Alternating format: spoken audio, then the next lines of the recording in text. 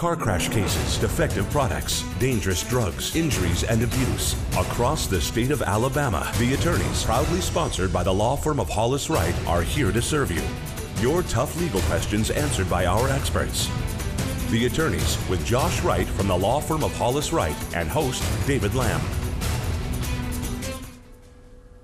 Good evening and welcome into the attorneys. Thank you so much for joining us tonight. On the show tonight, the way this works for the next half hour, we have a panel of experts assembled to deal with a subject that we think you're going to be interested in, but it's always better if you're a part of the conversation. You can do that by the information you see at the bottom of your screen all throughout the program, ways you can connect with us, get your questions into us. Also, the firm of Hollis Wright, they make available attorneys standing by live right now to speak with you. So while this show is on the air, attorneys are standing by to take your calls, so please take advantage of that opportunity. Leading our conversation, as he often does, managing partner of Hollis Wright, Josh Wright.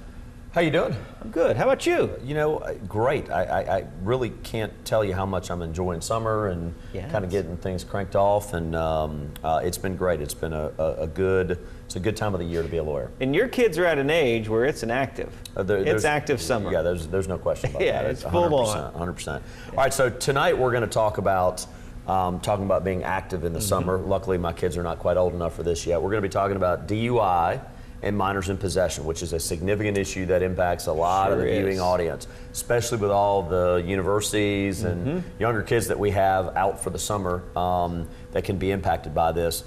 We've got a first-time guest on the show, and we can't say that every time because a lot of times we have repeat visitors. Woody Ketcham from Ketcham Law locally here. How'd you get into this area of the law? Well, I went out on my own after about a year of practicing law with a small firm.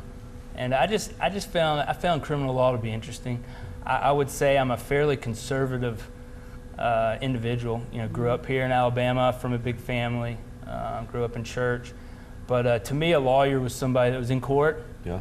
That was negotiating, was dealing with DAs or dealing with criminal defense attorneys.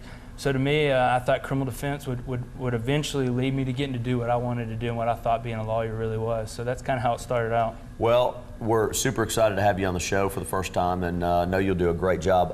We're going to be talking, as we mentioned, about DUIs and minors in possession. And I think of an old story when I was a second-year lawyer that's kind of interesting, where I represented a young lady that we had as a family friend who was involved in an event on a boat in Destin for spring break where 73 different girls ended up with a minor in possession charge.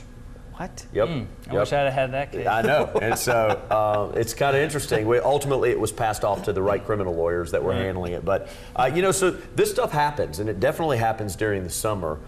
So let's just talk a little bit about it. I mean, let's before we get into DUI, let's talk a little bit about minor possession because, we do see that come up a lot. How does that law kind of work? Pretty much, I would say it's in place to keep alcohol or punish those who have alcohol, in their possession that are underage. So, you're looking at 20-year-olds, 19-year-olds, 18-year-olds. Generally, you're looking at college students is where I think it's most common, and most of the time when somebody is charged with minor in possession, they're also being charged with a DUI or an open container, something that is alcohol related. But it's enacted. It's there to try to deter underage drinking. I know this is a little off topic, but let's talk about it just for a second. It sounds to me if you're a minor and you have received a possession or an open container, getting a lawyer is important because there probably are some youthful offender options that you've got to be able to protect your record moving forward, because when we're all minors, we don't always make the best decisions. We're going to make some mistakes here and there. Talk just a little bit about that. I mean, youthful offender is an option for people that are of a certain age. It is. If you're 20 or below, you can request that the court give you youthful offender status. You're not pleading guilty. You're being adjudicated as a youthful offender, and that could cover murder down to public intox. And a lot of attorneys I feel like use youthful offender a little too liberally. A lot of individuals just walk into court and say, "Oh, I want to get youthful offender status," but youthful offender status triggers license suspensions. You do have a youthful offender status adjudication, so I mean it's there. We don't know what it's for, but in my experience, what I tell people is speak with an experienced lawyer, because there are other options sometimes, and sometimes youthful offender isn't even the best option. We can still keep it off your record. And you don't get a license suspension, but yes, youthful offender is definitely something that minors should look at. Anyone that's charged with minor in possession, that's definitely something you don't want on your record, in my opinion. Student going into trying to get jobs, but you're not going to prison, so it's still something you should speak with a lawyer about. Yeah, this, David, we've done a lot of shows on dram shop litigation involving alcohol-related events on the civil side. And as you well know, I do a lot of that law. And a lot of times what we're dealing with is minors that are sold alcohol by convenience stores or bars or restaurants that go out and that are injured. And their parents have claims too. So although there may be a minor in possession criminal component where somebody can be criminally prosecuted, this area of the law also impacts individuals where their children have been injured because someone sold them alcohol, and the parent has a cause of action called the Civil Damages Act against those individuals. So, sometimes those things interplay with each other, as often the law does, where you'll have multiple different circumstances. We love getting questions. Got some good ones. A question we've got here: can I only get a DUI if I have been drinking? It's a good question. That is a good question, and unfortunately, I feel like a lot of people are operating off a false assumption that I wasn't drinking, so I can't get a DUI. But it's false. I mean, you can get a DUI for drinking alcohol, for being under the influence of a controlled substance, or both. So it's kind of an and/or when it comes to alcohol and/or drugs. Am I responsible for those in my car? Like if I'm not drinking, but folks in my car are drinking? Are you driving? Yeah, I'm driving. Well, you're in. I like how he asked you the question. Hey, typical lawyer right here. Right. Are you driving? Please let me know first. You are in possession of the vehicle, thus you are under the law generally going to be held accountable for what's in the vehicle, what's within reach. But if it is on a passenger's person, it's in their pocket, usually that's off you and on them. But they can't get a DUI if they're not operating the vehicle, if the vehicle's capable of being operated. But yeah, you could be held responsible if there's an open container. Right. So yeah, you could be looking at getting charged. Woody, talk for a minute. Are we about to go to break? Can we go to break? We come back. I want to talk about what being an actual physical ability to operate the vehicle actually is, because I think people think it means operating the vehicle 100% of the time. That may not always be the case. So we'll talk about that when we come back, because I know Woody will be able to field that question. And Woody's going to grill me some more. That's right. I like when he asks that question. Stay tuned. We're coming back more of the attorneys as we head to break. A reminder of how you can join the conversation. Love to have you do so. Also follow the firm on social media. Facebook, just search the term Hollis Wright, and on Twitter, it's Hollis_Wright. Stay tuned. More of the attorneys coming right up.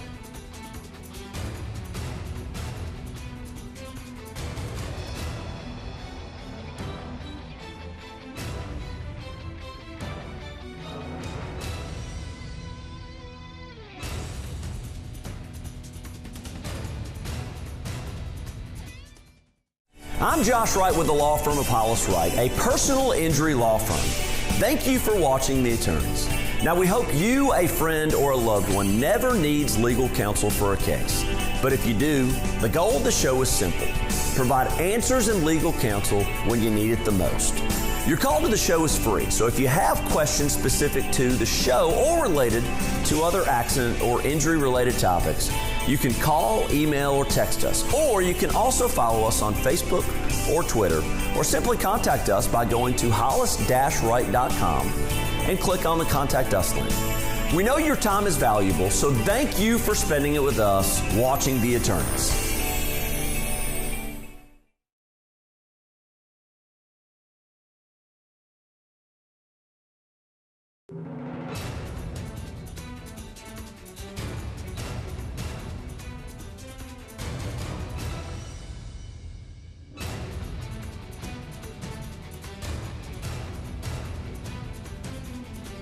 Welcome back into the attorneys. Minors, alcohol, and DUI, the topic of conversation tonight. I'm sure that one's going to beg some questions from you. Would love to have you join the conversation. You can do so with the information you see on their screen, or if you would like to speak with an attorney, attorneys from Hollis Wright standing by right now to speak with you. Josh? You know, it's interesting, that firm fact when we came back in from break, that people that drink alcohol as minors are 7 times more likely to be in an alcohol-related accident. And I know Woody sees this on a daily basis. Remember, one of the statistics we've done from another show, the typical drunk driver, before they have an accident, operates a vehicle 50 times drunk before they ever have an accident. That's when you shocking. start to think about that, you start to recognize the importance, for example, wearing your seatbelt. Yeah.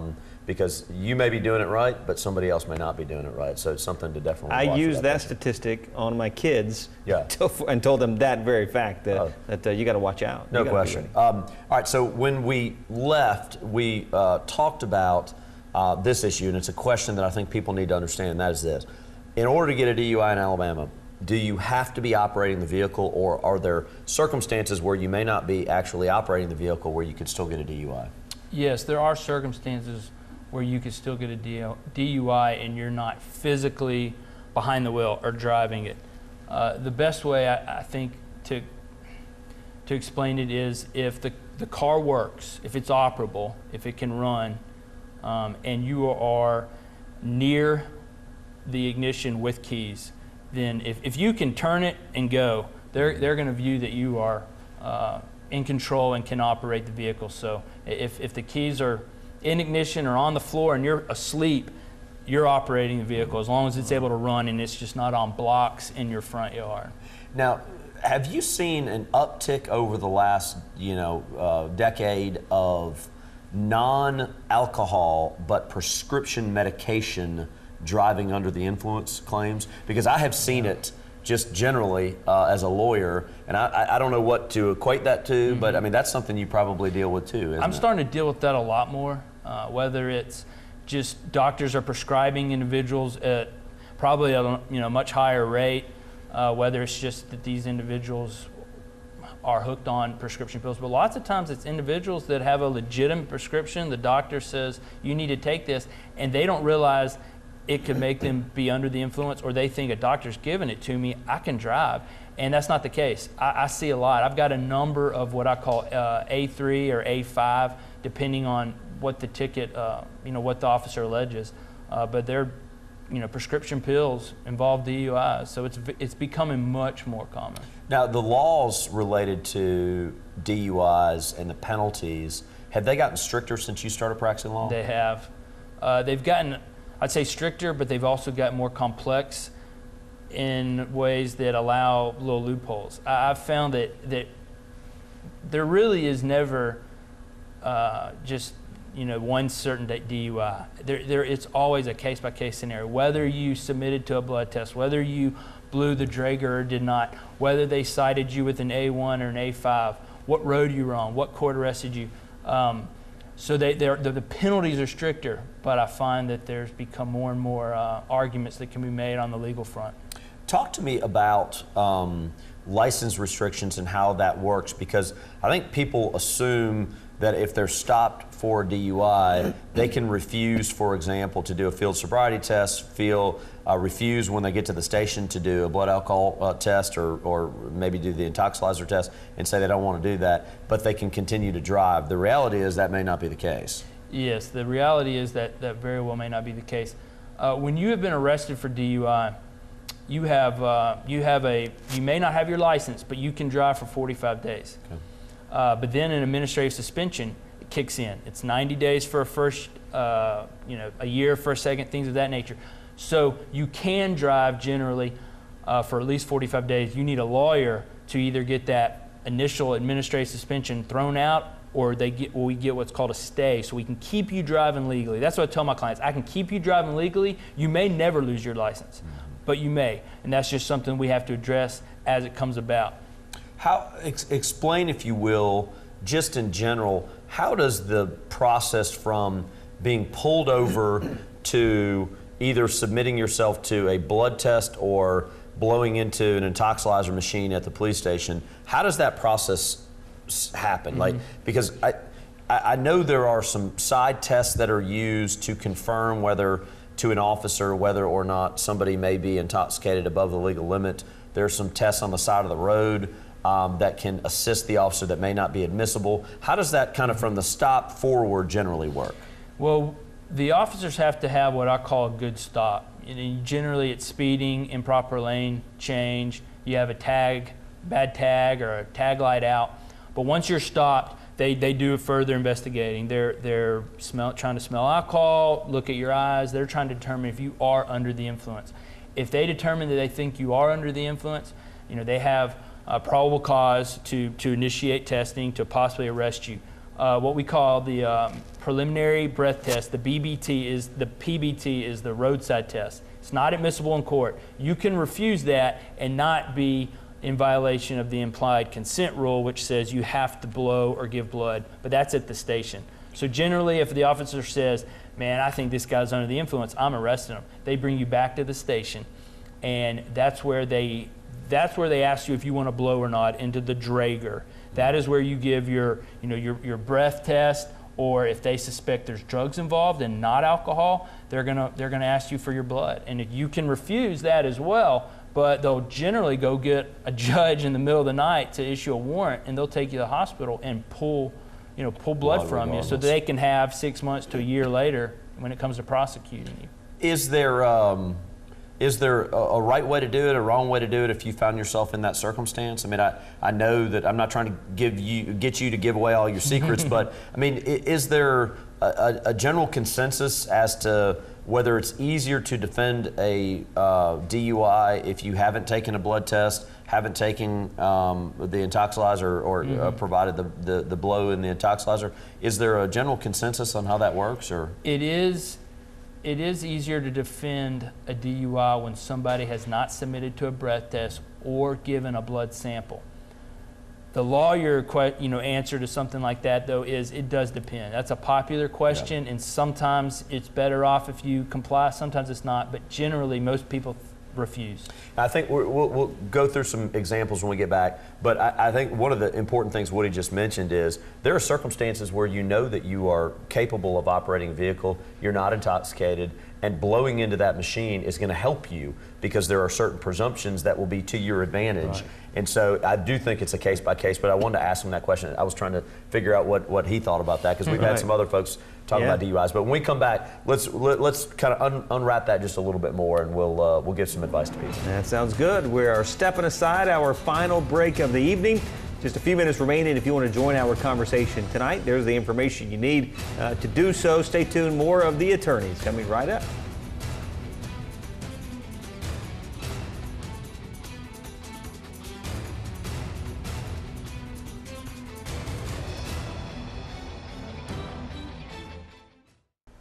I'm Josh Wright with the law firm of Hollis Wright.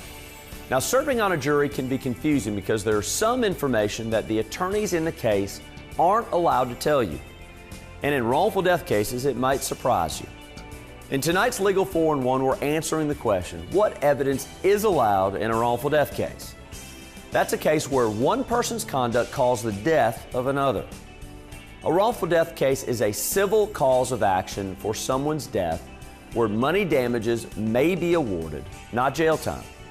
In these cases, a lawyer can only talk about punishing and deterring the defendant for causing the death.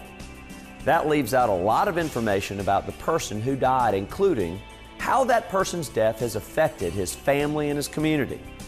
The reason lawyers only talk about punishing and deterring the defendant in these cases is this. In a death case, at the end of the trial, the judge will read a jury charge which says the following. The damages in this case are punitive and not compensatory. Punitive damages are awarded to preserve human life, to punish the defendant for its wrongful conduct, and to deter or discourage the defendant and others from doing the same or similar wrongs in the future. This means that in Alabama, lawyers cannot talk about how great the loss was to a person's family or friends for that death. They can't talk about lost wages or the financial impact on that person's family. Lawyers can't mention how much that person loved his wife, kids or grandkids, or what it would have meant to walk a daughter down the aisle, for example, in her wedding. In short, lawyers cannot talk about all the things that a person who died at the hands of another missed out on in his own life. In Alabama, the legislature said you can't put a value of someone's life. So as lawyers, what we can do, the only thing we can do, is ask that the defendant is deterred and punished for the wrongful conduct that caused the death in the first place. We can ask that the jury send a message, a loud message, to prevent such types of death in the future. For example, if a truck driver caused a crash where someone died, the jury can send a message by making the truck driver pay money damages. The hope is that other drivers will be discouraged from the dangerous conduct that caused the death.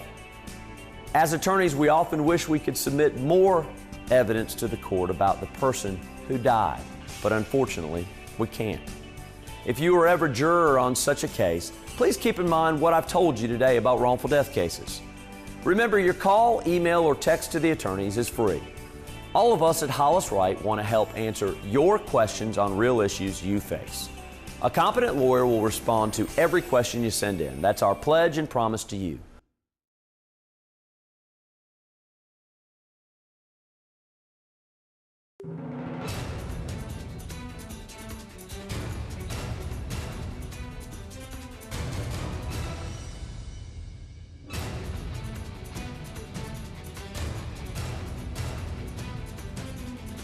Welcome back into the attorneys, our final segment here. Just a few minutes remaining, about 7 minutes remaining in our program tonight. So if you want to speak with an attorney who's standing by live, you need to take advantage of that opportunity. Josh? All right, so Woody, when we left, I want to unpackage just a little bit more the concept of there are certain presumptions under our DUI laws that are to the advantage of the person that has had not too many drinks, but has maybe had one drink, where if they blow a certain level, there is a presumption they're not intoxicated, those types of things. Is there not? There is. I mean, the law is written if you're of age, .08 or above, you're under the influence. But you could be issued for a DUI for blowing a .04 if the officer thinks you're under the influence. But to kind of, I guess, to give you a better answer to your question earlier, I tell people, you know, they ask, should I blow or should I not? And what I tell people is, generally, if you have a clean record and it's around town, it's around where you live, you know a lawyer, say you know me, you're better off blowing or submitting to a test at the station. You're arrested, you're there. If you're not intoxicated, or if you don't feel as if you're really drunk. I tell people, if you're really drunk or you have priors, don't do anything. Yeah. But if you're sober enough in your mind and you have a good record, a good lawyer is going to keep it off your record, and we're not going to have to deal with further license stuff for your refusal. You know, David, it's interesting. You wonder sometimes, because you have probably heard of these people and maybe even have friends that have been through, you know, alcohol abuse. But somebody gets a DUI 1, and then you hear they get a DUI 2, and then they get a DUI 3, and you're like, how can you be so dumb to get yourself in that circumstance? The interesting thing that a lot of people don't know is when the officer walks to your car, he knows your criminal record, or has the ability to know your criminal record based on your license tag and who you are, probably knows exactly who you are and what events you've been through in your life. So that is where people probably compound their mistakes and get themselves in more trouble over and over and over again. If you've got a clean record, you just got to be real careful. How difficult is it to defend a public intoxication charge? It's pretty difficult because it's such a vaguely over-encompassing written law. I mean, pretty much if somebody deems you a threat, or if somebody says he's a threat to himself, he's intoxicated, the officer can arrest you. To me, it's kind of a catch-all. I find clients getting arrested for public intox just because. But that doesn't mean we can't fight it. That doesn't mean we can't work out a good deal, keep it off your record, especially if you don't have priors. But you get one, you plead guilty to it, you get another.